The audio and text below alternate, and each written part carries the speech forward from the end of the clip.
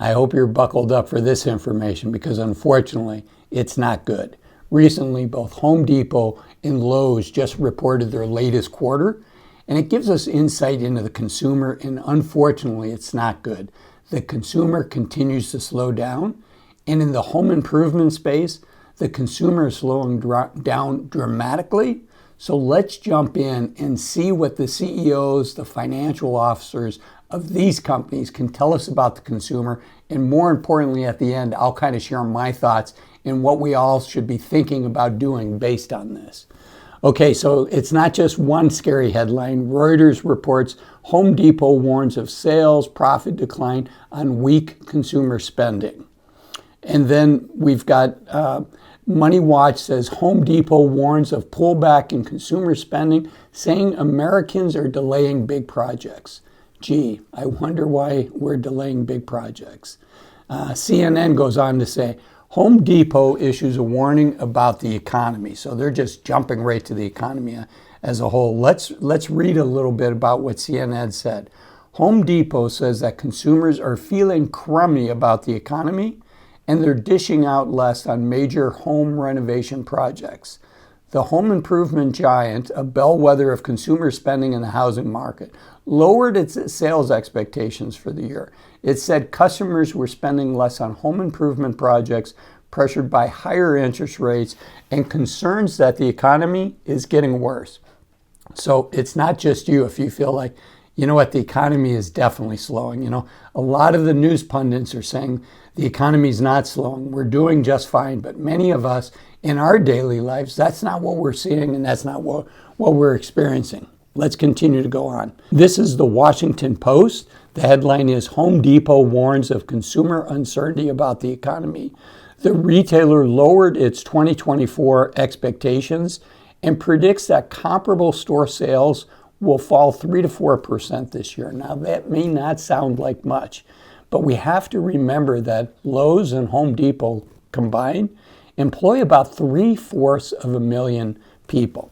So what happens as sales decline? Then they lay off people. And as other company sales decline, they lay off people. And then we have rising unemployment. And this spiral begins to develop and wind down. So let's look at this Washington Post report. The chief executive, Ted Decker, pointed to a broader consumer slowdown.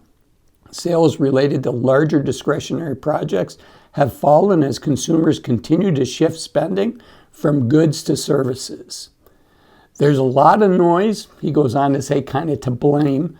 There's a lot of noise with the political and geopolitical environment, he said. Unemployment ticked up. Yeah, I think that's a big factor. Inflation keeps eating away at our disposable income. I think that's a big factor. And I think people just took a pause as we progressed through the quarter. I hope he's right. I hope it's just a pause. Okay, so that's Home Depot. Let's jump into Lowe's, and then I'll share my thoughts. This is from Yahoo Finance. Lowe's sees sales drop. They cut their 2024 outlook as consumers put off home improvement projects. In here, we've got the CEO, Marvin Ellison, talking. We are all aware that we have an environment of elevated interest rates and inflation. And because of that, the do-it-yourself, the DIY customer is just on the sidelines waiting for some form of an inflection to take place. You know, and I think we are waiting for some form of an inflection, and hopefully it's a positive inflection, but it might be a negative inflection.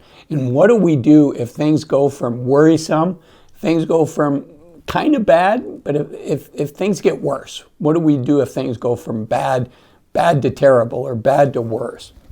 And so first off, as far as the economy, yeah, a lot of smart people, including money managers. There was recently a survey of professional money managers that are reading reports like this all the time. And frankly, I'm shocked because these money managers are saying they think there's only an 11% chance of a recession.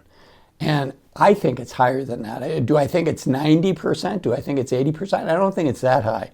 But the head person at JP Morgan Chase, the CEO, a gentleman by the name of Jamie Dimon, puts the odds of a recession closer to 25, 30, 35%.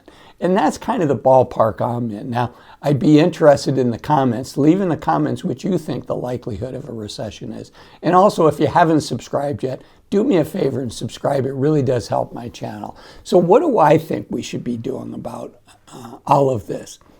Well, what I think we should be doing is, we want to stay informed, and we want to prepare for a rainy day. We want to prepare for a rainstorm. We want to prepare for a thunderstorm and a tornado. And for most of us, what that means is make sure you have your emergency fund fully sourced and filled to the brim. And for most of us, that's 3 to 6 months at least of living expenses. Now, if you're retired, should it be called an emergency fund? Should it be called a liquidity fund? I don't know. But if you're retired, right, you don't have to worry about one of the emergencies, which is losing your job. And that's really one of the big ones for most of us, which is why I like to see people have closer to 6 months to 12 months of an emergency fund, where if we lost our job, we have time to find the right job for us. But if you're retired, you don't have to worry about job loss. But you also want to avoid being what I call a forced seller in a down market. And one of the ways retired people can become forced sellers in down market is we just need money for our living expenses, right? So I think it's wise for many of us to have at least a year, maybe 2, maybe even 3 years worth of living expenses that are readily, that can be liquidated easily, maybe in a bank account, maybe in highly rated, high credit quality, short duration bonds that are unlikely to fall in value. But having a couple years worth of our living expenses, where if the stock market goes down, we don't need to sell our stocks at a low price because of our living expenses. The other way, frankly, all of us become forced sellers in a down market is just the pain of loss. That as we get older, when the stock market has a correction, you got to remember the great financial crisis, 2008, 2009, peak to trough, the S&P 500 was down almost 60%, 60%.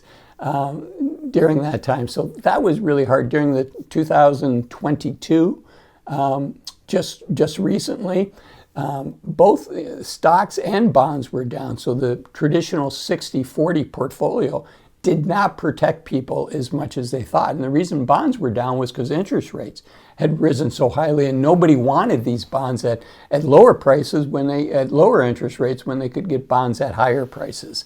So get our asset allocation right. Make sure that we can withstand the pain of a 20, 30, 40% correction in the stock market. Am I calling for a recession? I'm not. Do I think there's a likelihood of a recession? I do.